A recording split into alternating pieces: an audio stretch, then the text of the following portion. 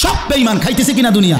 তো আল্লাহ তাআলা বলে কুলু ওয়া তামাত্তাউ কালিলান, এই নাফরমান কিছু সময়ের জন্য দুনিয়ার মধ্যে খা, ভোগ কর, ইন্নাকুম মুজরিমুন, কিন্তু মনে রাখিস তুই কিন্তু নাফরমান, তুই কিন্তু পাপী, আমি কিন্তু তোরে ছাড়বো না।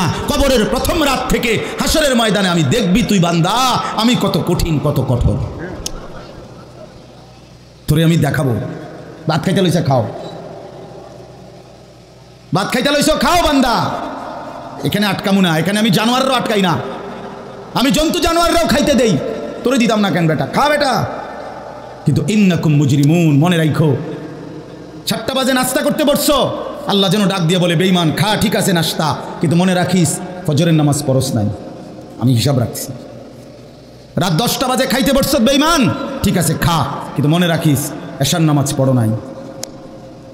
ঘর করলা, ফার্নিচার বানাইলা, ঠিক আছে থাকো, তো মনে রাখো এগুলো সুদের টাকা, এগুলা কাস্টমারে ঠকাইয়া মিথ্যা বইলা ওজনে কম দিয়া ওই টাকা আমি জানি, আমি বান্দা দেখব। ওয়াইলুন ইয়াউমাইযিল লিল মুকাদ্দিবিন, আবার বলতেছে আল্লাহ মিথ্যাবাদী নাফরমান তোমাদের জন্য বড় বেশি দুর্ভোগ, লাঞ্ছনা, আযাব তোমাদের জন্য, আযাব। এই জন্য আল্লাহ তাআলা বলছেন। এরপরে আবার বলে দেখেন ওয়া ইযা কিলা লাহুমুর কাউ লা ইয়ারকাউন, এই ছেলেরা তোমরা সবাই শোনো, আল্লাহ তাআলা আবারও বলতেছে সমস্ত মিথ্যাবাদী নাফরমান তোমাদের জন্য হাসরের ময়দানে কেন লাঞ্ছনা হবে, এর প্রধান কারণ ওয়া ইযা কিলা লাহুমুর কাউ লা ইয়ারকাউন, যখনই বলা হতো নামাজ পড়তে, যখনই বলা হতো রুকু করতে, যখনই বলা হতো সেজদা দিতে, লা ইয়ারকাউন, আল্লাহ তাআলা বলেন সে রুকু করে না, সেজদা দেয় না, নামাজ পড়ে না, নামাজ পড়ে না। আল্লাহ বলেন আমি এতবার বললাম, একটা দিনে 5 বার মসজিদে আজান হলো, একটা মহল্লায় শুধু একটা মসজিদ না, এক এক ওয়াক্তে এক একজনের কানে কমপক্ষে 10টা মসজিদ থেকে আজানের আওয়াজ আসে, ঠিক কিনা বলেন? কিরে বান্দা এত শক্ত হইলি কেমনে বান্দা, আমার এত বড় আসমান ও জমিন দিয়া, এত বড় কায়নাত দিয়ে বান্দা আমি তোকে লালন পালন করলাম, বিনিময়ে তুমি একটা সেজদাও দিলা না, 365 দিনে খোদার একটা বছর কোনো দিন ফজরের নামাজ পড়লা না, এ কেমন জিন্দিগি বাপ? এত এত কঠিন মানুষ কেমনে হয়, এত পাষাণ মুসলমান কেমনে হয় বাপ বলেন? আর কতগুলো কথা বললে বলেন।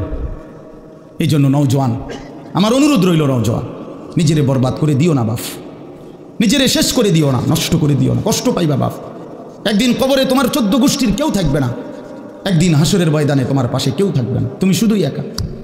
আল্লাহ তাআলা বলছেন বান্দা আমি এত বড় কোরআন নাজিল করলাম, তারপরে আর কি বললে তুমি ঈমান আনতে, আর কেমনে বলতাম আমি?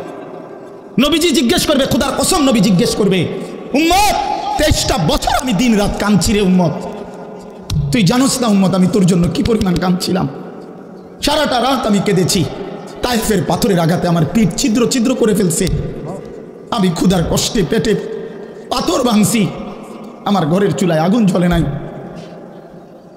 আমি দান্দার শহীদ করে সারাটা দেহ রক্ত মাখা হয়ে বেহুশ হয়ে উহুদের প্রান্তরে পড়েছিলাম, এত কাঁদলাম, এত রক্ত ঝরাইলাম, 23 বছরে বিনিময়ে উম্মত আমি বুঝি তোর কলজাটা নরম করতে পারলাম না। কি বলবেন ভাইয়া? এই ছেলেরা বাপ কি বলবা তোমরা বলো দোস্ত? আমরা যারা মুমিন নিজেদেরকে চিনি, জানি যে আমরা মুসলমান, আমরা মুমিন, তো আমাদের কাছে আল্লাহ তাআলা সবচেয়ে গুরুত্বপূর্ণ একটি জিনিস চায়। কোরআনুল কারীমে আল্লাহ তাআলা আমাদের মুমিনদেরকে, ইমানদারদেরকে ডাক দিয়ে দিয়ে বারবার এই চাওয়াটা বলেছেন, ইয়া আইয়ুহাল্লাযীনা আমানুত্তাকুল্লাহ, এই কথাটা আল্লাহ তাআলা কোরআনুল কারীমে বহুবার বলছেন। হে ইমানদারগণ, হে মুমিনগণ, তোমরা যারা বুঝো যে তোমরা মুসলমান, তোমরা মুমিন, তোমরা ইমানদার, তো আমি আল্লাহ তোমাদেরকে বলছি ইত্তাকুল্লাহ, তোমরা তাকওয়া অবলম্বন করো, তাকওয়া অবলম্বন করো, আল্লাহকে ভয় করো, তাকওয়া গ্রহণ করো। এই কথাইটাই তাকওয়া। প্রত্যেকটা ইমানদার, প্রত্যেকটা মুসলমান, ছোট বড় জওয়ান বুড়ো, আমাদের সমস্ত ব্যক্তিকে আল্লাহ তাআলা বলেছেন বারবার ইত্তাকুল্লাহ, আল্লাহকে ভয় করো, মানে তাকওয়া অবলম্বন করো। ছেলেরা তোমরা ভাই এই হাতে ধরা যে মোবাইলগুলো এটা নামায় ফেলো। আরে ভাইয়া আমাদের চেহারার দিকে তাকাই আসুন, শুধু শুধু এই মোবাইলটা নিয়ে ব্যস্ত হওয়ার কিচ্ছু নাই বাপ। এতে এমনিতেই মোবাইলে অনেক বয়ান আছে অনর্থক, এটার দিকেই যদি পুরা তাকায়া থাকো তো তাইলে আলেমের দিকে তাকাইবা কেমন?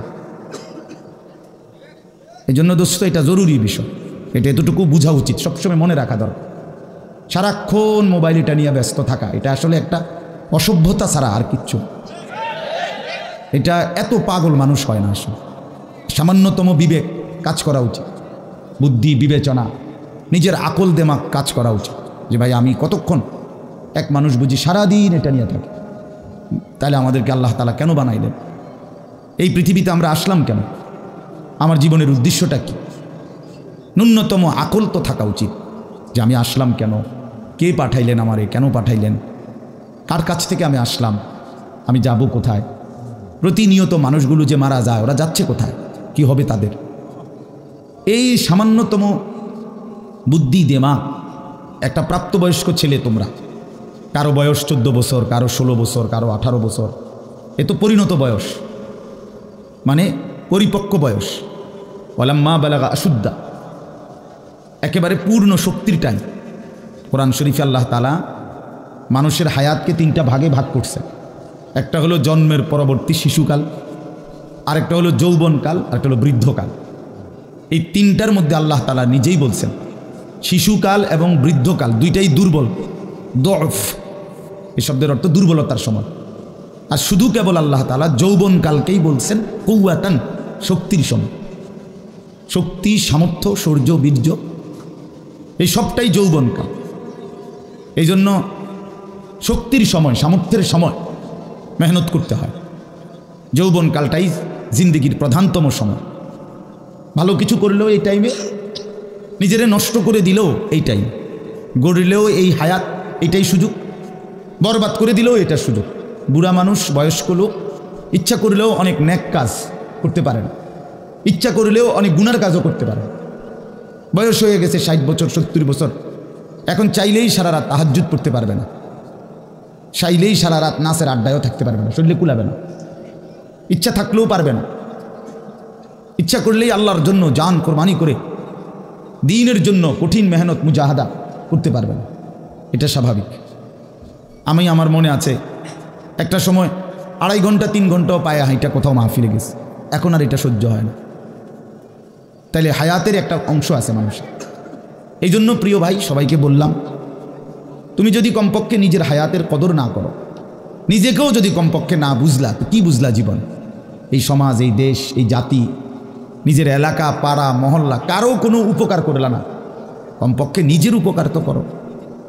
নিজের ভালো, নিজের কল্যাণ, নিজের জন্য তো কমপক্ষে, যে আমি যে একটা মানুষ, আমি যে সারাদিন এক ওয়াক্ত নামাজ পড়ি না, সারাদিন মোবাইলের মধ্যে নাচ, গান, ছবি, নর্তকীর সিনেমা, নাটক, অস্থির দৃশ্য, উলঙ্গ ছবি, সারাদিন সমবয়সী বন্ধুদের সাথে আড্ডা দিলাম, দুষ্টামি করলাম, ফালতু কথাবার্তা করে কাটাইলাম। আচ্ছা, এটা রাত শেষে ঘুমের টাইমে হলেও তো মানুষের বিবেকে একটু হলেও নাড়া দেওয়া উচিত, জানি বাস্তবিক অর্থে সারাদিন কি করলাম। এতটুকু দেমাগ যদি, এতটুকু আকল যদি কারো না থাকে, তো এটা সুস্থ মানুষ কিভাবে? এ তো স্বাভাবিক মানুষ না ভাই, এ তো প্রতিবন্ধী, এ তো পাগল, মাতাল, অসুস্থ মানুষ। এই জন্য দোস্ত আমার, বন্ধু আমার, এদ্দুর কমপক্ষে অনুরোধ করলাম, প্রত্যেকটা অনেক ছেলে মাশাআল্লাহ, অনেক নওজোয়ান, তোমরা আমার অনুরোধ রইল, এতটুকু দিল দিয়া ভাইব, নিজেরে নিয়ে শুধু ভাইব, আর কিছু না করো, নিজেরে ভাইব। রাসূলুল্লাহ সাল্লাল্লাহু আলাইহি সাল্লাম বলছেন, এক সাহাবী একদিন নবীজিকে জিজ্ঞেস করছে, হুযাইফা, ইয়া রাসূলুল্লাহ, আমি যদি দ্বীনের উপরে চলতে গিয়ে কখনো এমন হয় যে আমার সাথে কেউ নাই, সবাই আল্লাহর নাফরমানিতে লিপ্ত, আমি শুধু একা, তখন আমি কি করব? আল্লাহ নবী সাল্লাল্লাহু আলাইহি সাল্লাম বললেন, ওয়ালাউ আন তাআদ্দা বিআসলি শাজারাতিন, প্রয়োজনে তুমি একটা গাছের গোড়ালি, শিকড় কামড়াইয়া ধইরা পড়ে থাকবে একা, তারপরও দিন ছাইরো না, আল্লাহকে ছাইরো না, ইবাদতকে ছেড়ে দিও না। সবাই বলতে যাক, সবাই নষ্ট হয়ে যাক, সবাই চরিত্রহীন হয়ে যায়, তারপরেও কমপক্ষে নিজের হেফাজত করো। রাসূলুল্লাহ সাল্লাল্লাহু আলাইহি ওয়াসাল্লাম বলছেন, মানুষের মধ্যে অন্যায়, নাফরমানি, মানুষের মনের চাহিদা, খেয়াল খুশি, খামখেয়ালি, এগুলো যখন বেড়ে যাবে, আল্লাহ নবী সাল্লাল্লাহু আলাইহি ওয়াসাল্লাম বলছেন, ফা আলাইকা বিখাসাতি নাফসি, শুধু তখন নিজেরে আঁকড়ায় ধরো, ও দাইল আওয়াম, যাও, না পারলে মানুষের ছেড়ে দাও যে আমি আর পারলাম না, কিন্তু কমপক্ষে নিজেরে নষ্ট করো, নিজেরে বরবাদ করো। নিজের নামাজটুকু পড়ো, নিজের চরিত্রটা ভালো রাখো। এটা কি জীবন যে আমি বানের পানির মতো স্রোতের মতো ভাইসা গেলাম চরিত্রহীনতায়, অশ্লীলতায়, বেহায়াপনায়। রাত শেষে, দিন শেষে জন্য ভাই আমি এটা অনুরোধ করলাম, আমি আরও পরে বললাম হইলে এখনই বলে ফেললাম, বাস্তবিক যে আমরা যেন প্রত্যেকেই বয়স্ক মানুষ যারা আছেন, চাচারা, বাবারা, আপনারাও ভাইবেন, শেষ পর্যন্ত হায়াতের শেষ সময় ইনসাফের সাথে চাচা জিন্দিগির হিসাব মিলায়েন। আসলে ওয়ালতানজুর নাফসুম মা কদ্দামাত লিগাদ, আল্লাহ তাআলা বলছে বান্দা তোমাকে বলছি বান্দা প্রতিদিন হিসাব কইরো, লক্ষ্য করো আজকে তুমি আগামীকাল আখেরাতের জন্য কি পাঠিয়েছ। ধরে নাও আজ তোমার মৃত্যু, তো এরপরে পৃথিবী থাকলে থাকতো আর কি, আমি তো আর নাই। আমি মরে গেলে ভাইয়া পৃথিবী মনে করো আরো অনেক দিন থাকছে, পৃথিবী ধ্বংস হয় নাই, বুঝলাম কিয়ামত আরো 100 কোটি বছর পরেই হোক না, কিন্তু আমি তো আর নাই, আমার হায়াত তো শেষ, আমি তো আর পৃথিবীতে ফিরবো না কোনোদিন। তো এরপরে পৃথিবীর সবাই যদি চাঁদের দেশেও চলে যায় আমার কি লাভ? এরপরে মানুষ সব যদি স্বর্ণের বাড়িতেও থাকে আমার কি ফায়দা? আমার ফায়দাটা কি ভাই? বাবা বলে সুদের টাকা দিয়া, ঘুষের টাকা দিয়া, হারামের টাকা দিয়ে, আল্লাহর নাফরমানি করে, অবৈধ পন্থায় হারাম রোজগার করে ঘর বাড়ি দিয়ে গেলেন, ছেলে পেলে করে, তো ছেলে পেলে করে দিয়ে গেলেন, কিন্তু আপনি তো থাকতেন না, আপনি তো খুব অল্প সময়ের ব্যবধানে কবরে চলে যাবেন, তো সেই কবরে কেমনে থাকবেন? তো নিজের ঘরকে অরক্ষিত করে, নিজের ঘরে ডাকাত রাইখা আপনি বুঝি আরেকজনের ঘর বাঁচাইতে গেলেন।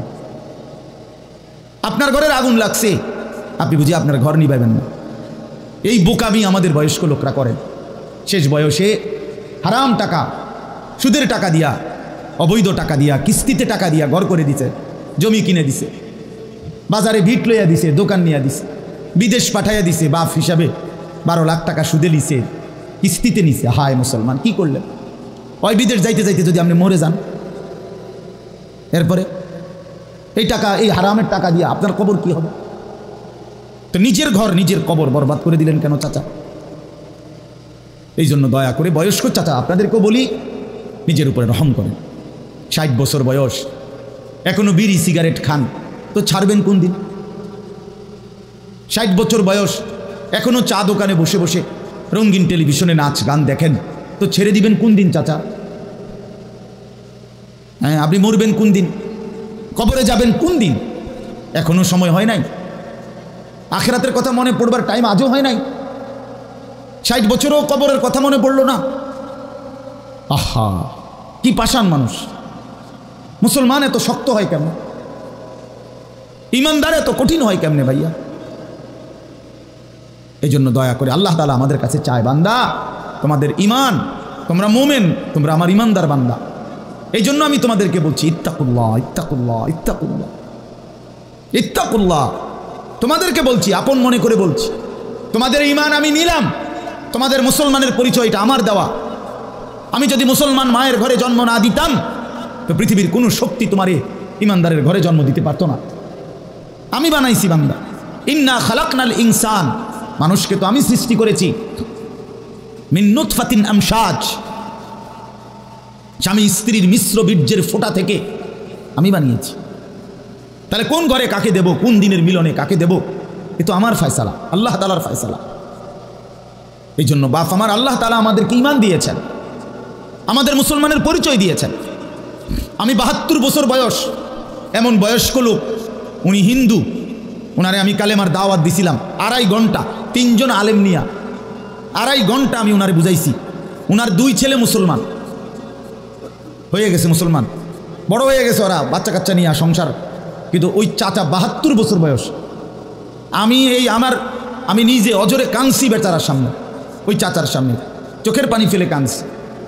আমরা 3 জন মাওলানা কাঁদছি ওনার সামনে, যে চাচা আপনার 2টা ছেলে মুসলমান, আপনি কালেমাটা একটাবার পড়েন, আপনি জাহান্নামের আগুন থেকে বাইচা যাবেন। উনি বলতেছেন আমি এটা পড়বো না, পড়ে নাই, একবারও বলে না। তখন আমি আমার সাথীদেরকে বললাম, দেখেন 72 বছর জীবনের চলে গেছে, এই লোকটার জবান দিয়া কোনোদিন তার মালিকের নাম উচ্চারণ হয় নাই। আর অথচ আমরা সেই ছোট্টবেলায় 2 বছর বয়সে মায়ের কাছ থেকে যখন কথা বলা শুরু হয়েছে আমাদের মার মাধ্যমে, বাবার মাধ্যমে, ছোটবেলায় মক্তবের হুজুরের মাধ্যমে থেকে শুরু করে আজকে পর্যন্ত কত লক্ষবার, কত হাজারবার এই কালেমা আমরা আল্লাহ তাআলা আমাদেরকে উচ্চারণের তৌফিক দান করছে। এই নিয়ামতের কি শুকর বাপ? আল্লাহ তাআলার এই দয়াটার শুকরিয়া কি করবেন?